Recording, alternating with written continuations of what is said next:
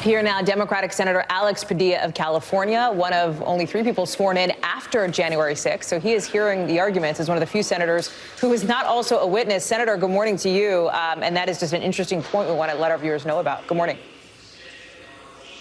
Yeah, good morning to all of you. And true, I wasn't in chambers like most of my colleagues were on January 6th, but watching it unfold in real time from California.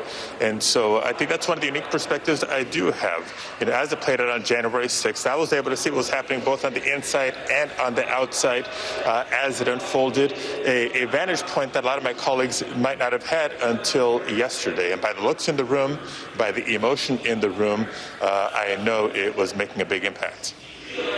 Do you think the impeachment managers are doing enough when it comes to the Republicans in the room to remove any doubts they might have had coming into this about whether former President Trump incited the insurrection?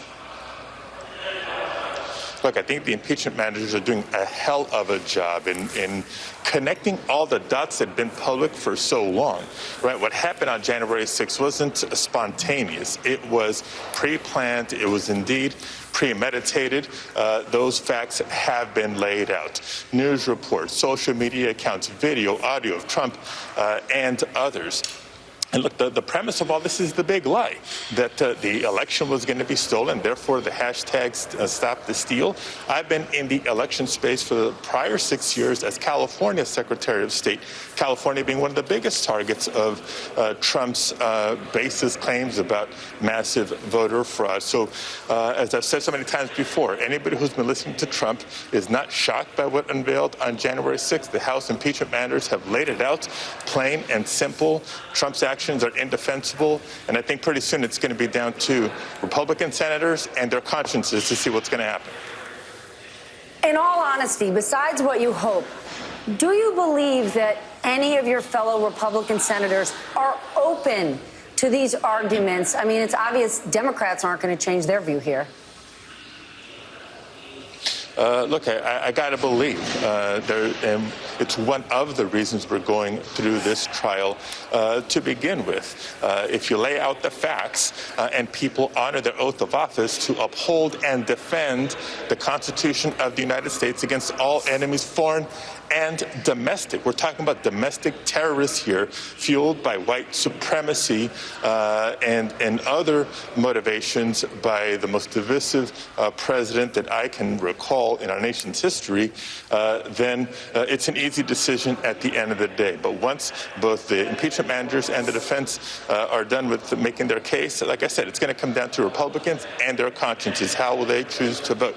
Based on that oath or political motivations? We'll see.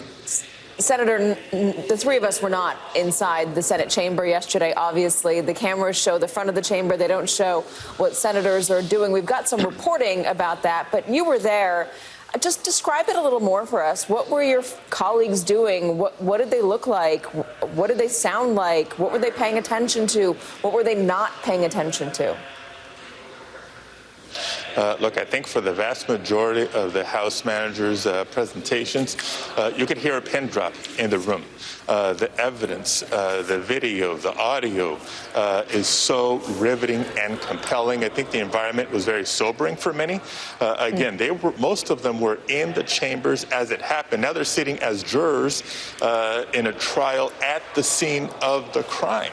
And I get a sense that for many of them, seeing the side-by-side images of what was happening outside the Capitol and inside of chambers side by side, that might have been for the first time them realizing how close they were, not just to being in danger, but potentially losing their lives. California Senator Alex Padilla, thank you so much for being with us. I know you are going to have another long day and possibly long night and a few days ahead of you. Thanks, Senator.